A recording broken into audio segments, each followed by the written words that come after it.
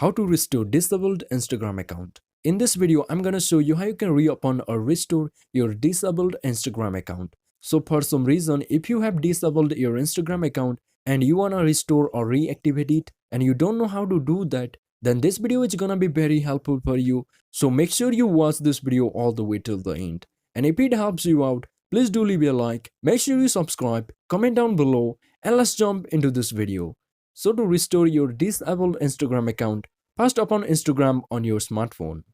And note, the process will be same on Android and iPhone device. So once you're in Instagram, first here put phone number, email address or username of your disabled Instagram account. So let me put my Instagram username real quick. After putting your username, enter your password here. So let me put my password.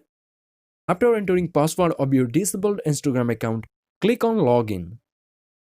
And here it is. This is very simple. This is how you can restore your own disabled Instagram account. And if you found this video is helpful, make sure you subscribe to this channel and make sure you like this video. And if you want to change Instagram email address, watch this video and I will see you in the next one.